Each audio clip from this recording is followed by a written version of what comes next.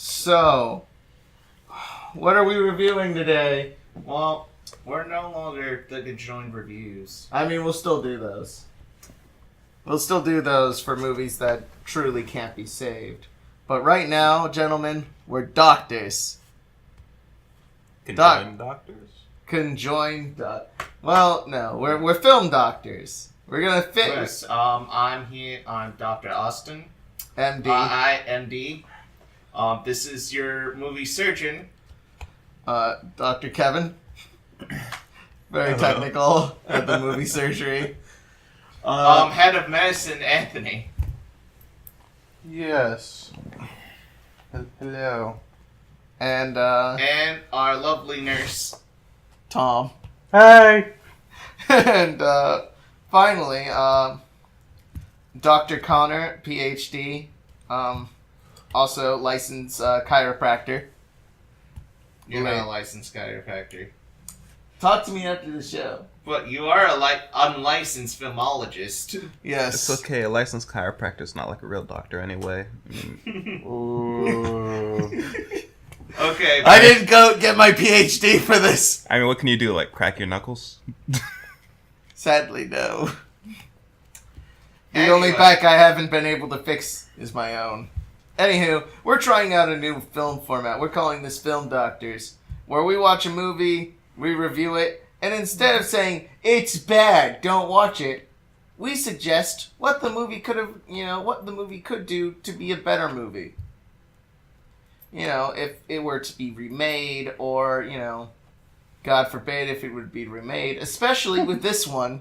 First review for Film Doctors is the D&D movie, and I got the crew of our recent Tyranny of Dragons show to, watch it with us and, give our thoughts. So, quick plot synopsis. Two thieves, one played by generic Whiteman, and another played by Marlon Wayans, known as Snails. AKA, the worst actor in this movie. the worst part of the movie. I'm really bumping around the whole, setting black people back 5 years thing, but every time he speaks, but, well, it's already been said. Anywho, yeah, so he and, they live in a world where basically mages are a bunch of petty assholes, of which, in every fantasy wedding setting, they might as well be. They basically rule the land with Mage Empire. Obviously, Austin, you're not familiar with the Keebler elves. They are not mages. They are chefs. Anyhow. Man, the world tree really got smaller. I don't know, man. Those Keebler elves are like culinary wizards. Culinary. Anywho. So they get the bright idea, hey, let's rob from a magic school. Little do they know, the Emperor's having a bit of a kerfuffle with one of... Empress, because... Empress is having a kerfuffle with one of her senators by the name of, what was his name? Ion or... Perion or whatever. Periodon. Played by Jeremy Irons, a.k.a. the best part of the movie. Who is just hamming it up. Just from moment one. He is just dancing on set and just... every look he's giving, it's like he did a line of coke before the take, and he's just so happy, and I'm just so happy to see Jeremy Irons happy. Anyway, they basically by period on is I want to take over the kingdom and have my own magical staff that controls dragons, just like the Empress. And would you say it's something like a tyranny of dragons? No, because it's better written. You're not wrong. That module is not very well written, but neither thing is. Anywho, also the dragons weren't really that terrifying. Anywho, we'll get to that. So basically, nonsense ensues. And it's up to our two heroes to deal with the whole crisis and save the day. And now, let's get into our spoiler discussion. So this movie's pretty pointless and full of flaws. Almost every action scene has horrible continuity errors that really don't make any sense and are very confusing to watch. Alright, we're back. Something happened. I think wizards were attacking our castle. I'm lying. And Nurse Tom left because he could not see the patient in such a state. That's true. Anywho, so let's go to our diagnosis. What the movie suffers from is a terrible case of the bad editing and writing. Bad writing. What else does it suffer from? It suffers from terrible character design. Yeah, the character design was. Yeah, there's blue lipstick. Yeah, there's one character by the name of Dameron, or Poe Dameron. Poe Dameron. Poe Dameron with his coral blue lipstick number 5. He is a ridiculous villain who's, he'd be. It's kind of what I wanted Jeremy. If you combine how Jeremy Irons acts and put it in that character, you could have came up with something absolutely, atrocious that would have been great to see on screen, just to see how bad it would be. But no, he has to be the most boring fucking person on the screen. He's not, okay, he's so boring. There's this whole thing where he's like, I don't actually want to be evil. And Jeremy Irons is just get himself some insurance on his investment of taking over the kingdom. He's like, hey, just to make sure you don't fuck up, I'm gonna put these weird earworms in your fucking head, and they'll kill you if you disobey me. So he does what he's told, and eventually he finally gets MacGuffin rod of power, and Jeremy Irons is like, okay, I'll heal you. Wait, just like you promised? Aren't you a, overacting bad guy? Yeah, but I'm not evil. I'm not a bad guy. Okay, so this movie likes to play a game of bouncy acting as well. As in, you'll have someone underact the fuck out of everything, and then you'll have someone overact the fuck out of everything. The key culprits of this are Jeremy of the overacting brigade are Jeremy Irons and Marlon Wayans. On the underacting brigade, you have the girl that played Thora Birch, actually. I believe so. Yes. Pretty much everybody who wasn't Irons or Wayans. Yeah, and the underacting brigade. I mean, the lead was fine. Yeah, whoever played the lead, who was... It wasn't the worst thing about the film. Justin Whalen? Wait, who was Justin Whalen? I'm trying to remember. He was in Chucky 3. He's in Lois and Clark. He is way older than I thought he'd be. Then again, he would have been in his 30s when the movie came out. Which, now think about it, he's trying to play a young man in his early 20s, and he was 30. He actually pulled it off. I actually thought he was in his 20s. Not bad. Good on you, Justin Whalen, and your young looks.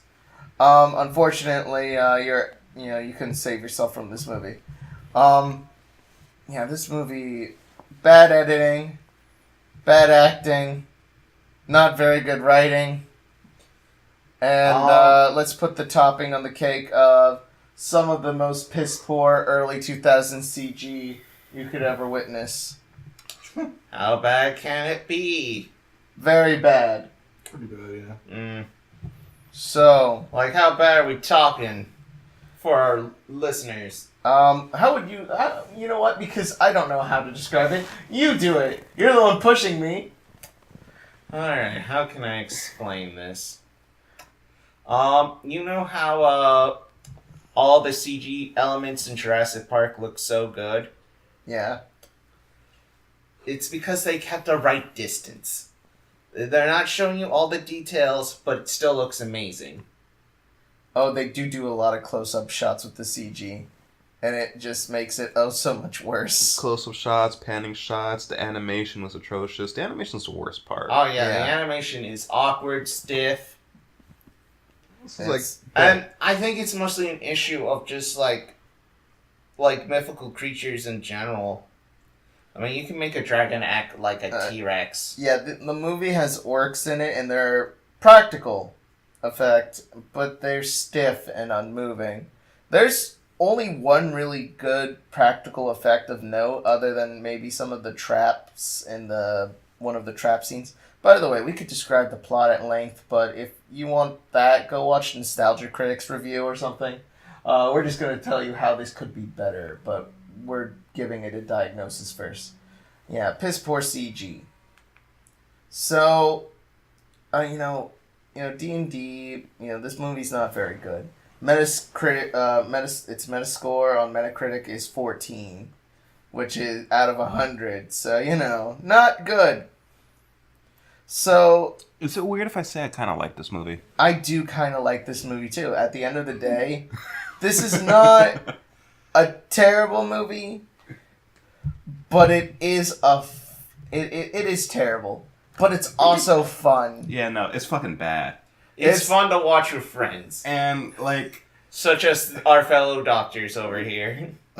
One of the worst part is actually kind of emulates pretty well what playing a session of D&D is kind of like, as shitty as all of that shit is. The goal... That's sad because they spent a lot of money making that compared to how much and money I think we spent playing our game. True. And I think the original goal was to emulate that feeling, though, It didn't work. And this could be it didn't work as a movie. Let's talk about that. Because I think you can emulate the feeling as a movie. I just don't think you can... They didn't succeed. I really don't. They have that one guy who got way too into his character, was overacting and everything. What?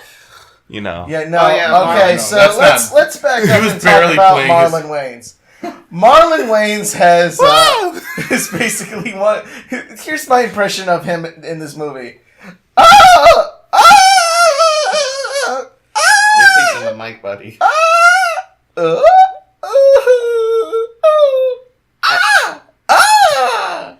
I don't think you could Wayans without picking the mic. Yeah, you can't Wayans. I mean, he sounds like those squeaky shark toys. He kind of does. It's like someone was stepping on it, just stepping on it like that, just rapidly stepping. Doctor, stop masturbating onto the mic. I can't. When your dog is, I love D&D. It's like when your dog is chewing on his toy and he finally gets the squeaker right in his mouth, and it's just like.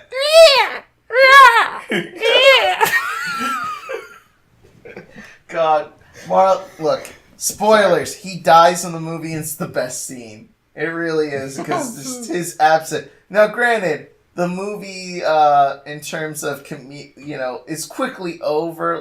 Maybe has 20 minutes left at that point, and it's all worth it.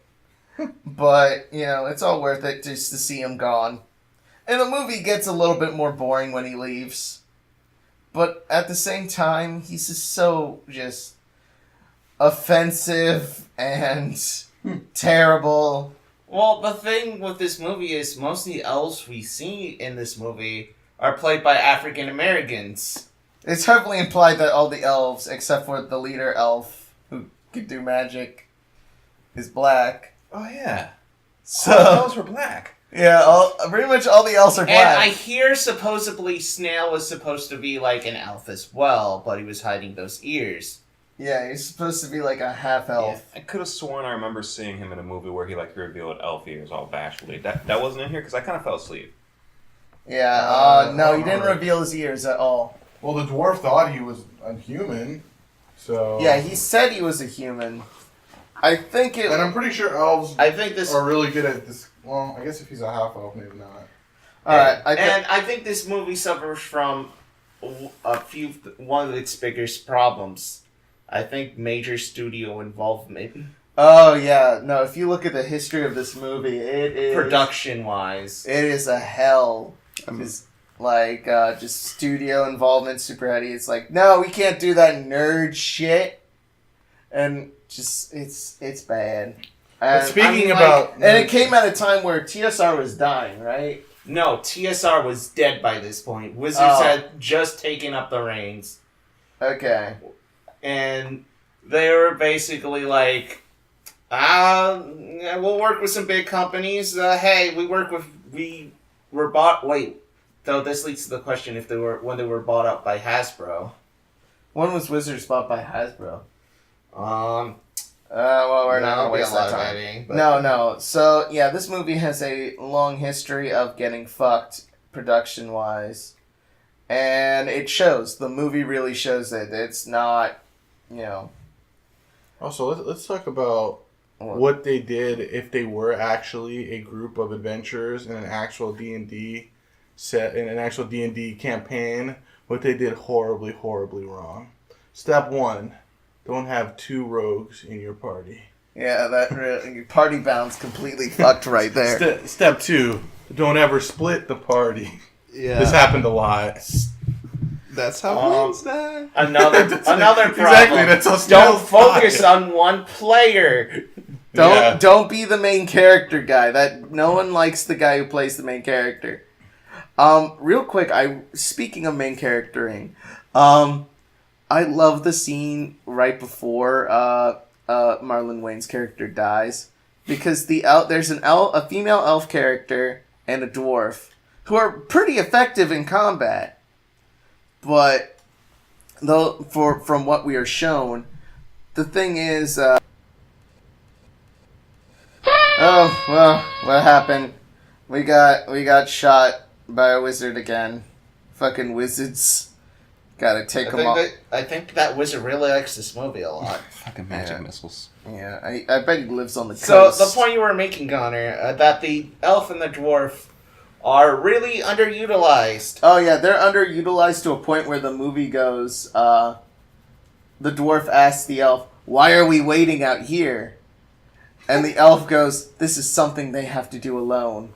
Oh God! Yeah, I'm glad I was asleep for that. So and talk about it the literally weirdest... wrote them out of the movie for a good act. They could have saved Marlon Wayans. And they barely wrote the dwarf into the movie because the way he got into the party was ridiculous. Like, he was just sleeping, and they shot him in the helmet with an arrow. He woke up, and he did like some Bruce Lee like sweeping leg kick thing to knock the villain over, and then he's decided, well, I guess I'm stuck with you guys now. Okay, I think we need to remedy the movie. The movie? Yeah. So we gotta fix it. Okay. As doctors, we have to make the movie feel better. Okay. First off, just quick thing to say. I propose a Jeremy Irons standalone. Yeah. Rise to power. All right, we exchange out 2 actors, right? We changed Snails for Vin Diesel, and we changed the main character for Robin Williams when he was alive, and he would have been when this movie came out.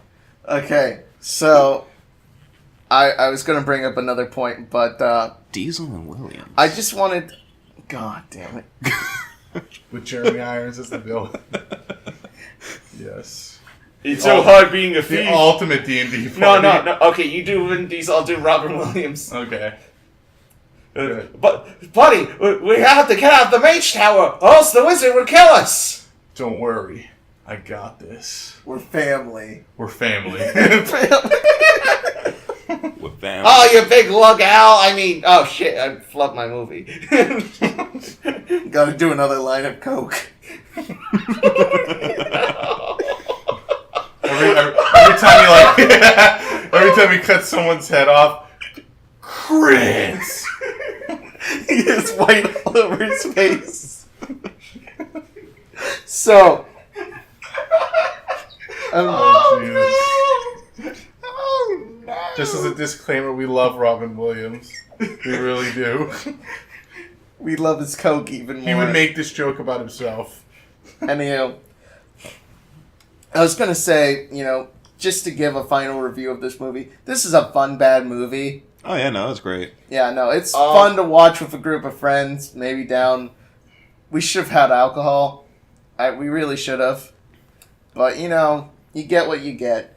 And now to remedy this movie.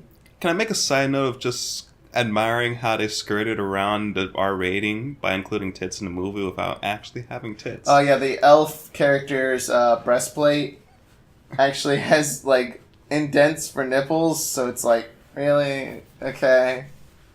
Hey, How? I'm not complaining. Neither am I. But, Moving on. I mean, physics-wise, I'm complaining. Sexually, no, not at all. So, we need to remedy. Boob plate never was sexy, let's be honest. Boob plate? Well, her boob plate was not sexy, it was just dumb. Yeah. Hey, I remember seeing this movie when I was a very young lad. And, those weren't, Batman suit nipples on that plate. Those are, actual supple, real things, They stirred something in me. It's great, Kevin. Your formative sexual years formed by Dungeons and Dragons. When did you finally get laid? Alright, moving on.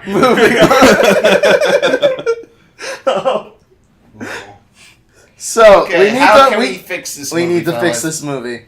Okay, because finding out from this asshole right here, Dr. Austin. Dr. Austin has told me that there might be a D&D movie in the works for the future. Yep. According to As some of news... 2015, and possibly going through development hell due to no other news. There might be a D&D movie. Again. How can we break the curse? How can we make a good D&D movie? Because, let's go over the media, fellas. We got some good comics, probably. Yeah, there's some good comics here and there. The Pathfinder comics actually aren't that bad. You ever watch Lord of the Rings? Lord of the Rings, there you go. Alright, we're done. No, Nurse Tom, we have to have a better diagnosis than that. And as fun as Lord of the Rings is, it doesn't capture the fun of playing D&D, the camaraderie. This movie doesn't have camaraderie. That's what makes D&D fun. There's camaraderie. That's the best part of D&D, in my opinion. It's a collaborative effort to conquer whatever obstacles before you. There was a fake camaraderie at the end where he was sad, oh no, my friend is dead. Oh wait, no, he's not. Sequel that never happened. Yeah, it was really no, there was a sequel, Austin. It was, Connor, don't leave the app stream. Yeah, that's true. The Discord recording.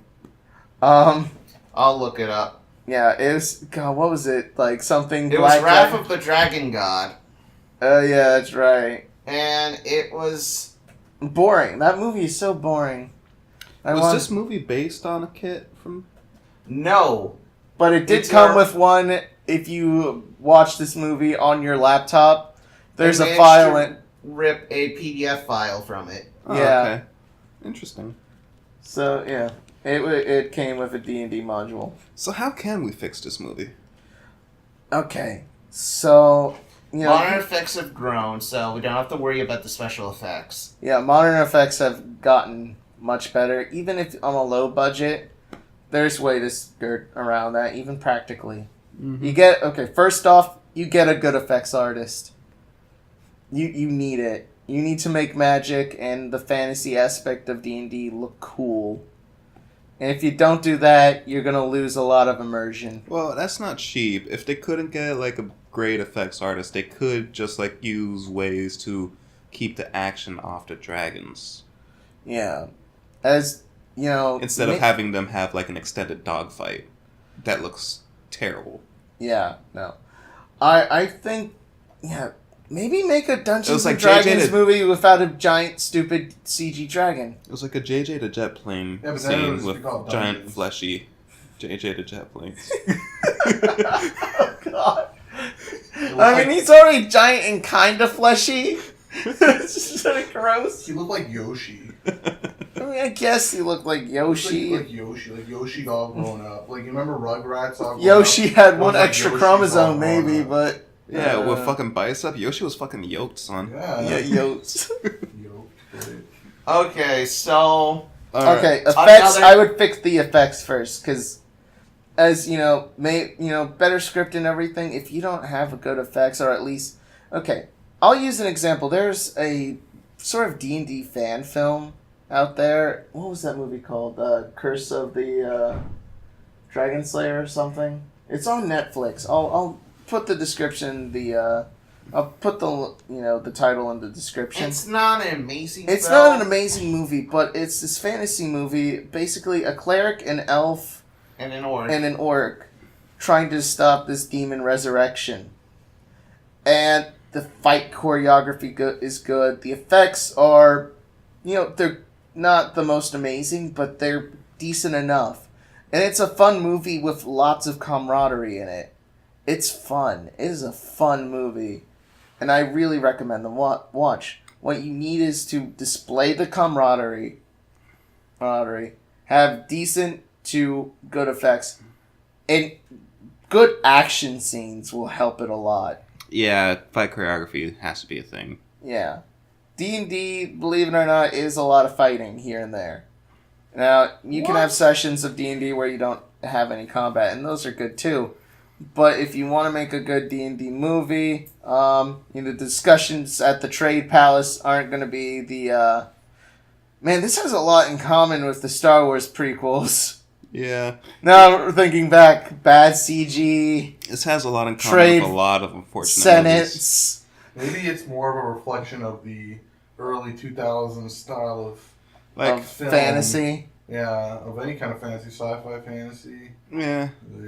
An evil head emperor dude who dressed up nice for Parliament, even though he had Darth Vader right behind him. Yeah. A lot of style and no substance. Yeah. It's... Props for having a quicksand trap. Yeah, There's not enough quicksand in movies. Yeah. I mean, to be fair, most actual quicksand pits in real life aren't actually deep enough to kill you. Quicksand is a huge problem. We need to keep like educating maybe if you children were about a dog or a small child under 4 feet, but Connor, we have to kill this quicksand. We have to make quicksand extinct. We gotta kill it. We have to build that wall. We gotta build a wall against the quicksand. So, yeah, fight choreo, good action. Maybe your plot doesn't need to be the strongest. Make it Star Wars. Who cares? As long as it's fun, make it fun. Have camaraderie, because that one of the things that made this movie a bit of a bore is don't focus on your main character. You don't need to have multiple main characters and have them matter. Yeah, maybe have at least 3 to 4 main characters who are the focus of the film. Have a decently explained backstory, and they'll be the focus. They'll be fine. Show their friendship. Do something along that lines. That's what you need to do with a good D&D movie, is show friendship, camaraderie, good action, and make it fun. Don't make it a draw or a horrible chore. Mm-hmm. Like Wrath the Dragon God, cough, cough. Why do you think there's so many fans of Lord of the Rings? It's because there's little character moments within those... Yeah, there is a lot of camaraderie in Lord of the Rings. Now thinking back, even in the Hobbit movies, you'll see a lot, at least the first 2. How many critical failures were rolled in Lord of the Rings? Well, I guess Smeagol fell into the lava. Probably 6. 6, maybe. 6. 6? Yeah. That seems pretty typical, too. Sauron, on his perception check, really failed. But I think he would have been an NPC, but yeah. Yeah, NPC still failed. Still a critical failure. Yeah. See, I've never DM'd. I didn't know that. Yeah. He still has to roll. Yeah. I mean, he's got taken out by a woman and a halfling. So... Punk ass bitch. Sounds like me. Sounds so sexist. Got killed by a midget and a lady. He's a punk. fucking Witch King my ass. They weren't Fuck even you. using tactics. They weren't even using tactics. They just fucking... No, they did. It's called street justice. They just fucking shanked his ass. It's like... It's called I'm No Man. What else can we do to fix this movie? I Nah. mean, keep Jeremy Irons. Keep Jeremy Irons. He's a treasure. Drop Wayne's. Drop Wayne's, keep Jeremy Irons. I think, this film might be saved. It's too late. It's dead. We've been working on a corpse. There's still time. Warner Brothers, Sweet Pea Entertainment. They're still doing it? I mean, it's been announced in 2015. So. Is it still Sweet Pea Entertainment? Oh god, there's so many production companies attached to this. Wait, Sweet Pea Entertainment's still around? Oh, Jesus. Who do you think made the other films? Oh, God. So let me list all the production companies. Oh, Jesus. Warner Brother Pictures, Rat Pack Dune Entertainment, Sweet Pea Entertainment, Vertigo Entertainment. Wait, Vertigo? Like the comics company? I don't know. Keep going. Hasbro Studios. And Allspark Pictures, which is... I'm actually wondering about Allspark. Is that Michael Bay's production? Yep, that's Michael Bay's production. A Michael Bay D&D movie. It No. be no Jeremy Irons and all Marlon Wayans. So many Marlon Wayans. And everyone else acts like Jeremy Irons in this film. And all the white people act like Jeremy Irons. Alright. Court adjourned or doctor diagnosis complete. Time of death. Time of death. December year 2000. Opening night. Yeah, we couldn't save this one. Yeah, sorry. We're shitty doctors. Hopefully we can save the baby. Oh god. See you next time. I'm Connor /Boosh / Who Gives a Fuck. Dr. Connor, PhD. Dr. Connor / licensed chiropractor and proctologist. I'm Dr. Austin, PhD. This is our surgeon. I'm Surgeon Master General Sergeant Kevin. I'm sexy. And unlicensed proctologist. Dr. Anthony. Dr. Anthony. Not actually a doctor. He's just a love He- bug. None of us are Not doctors. actually Dr. PhD. He just has a master's degree. Durr.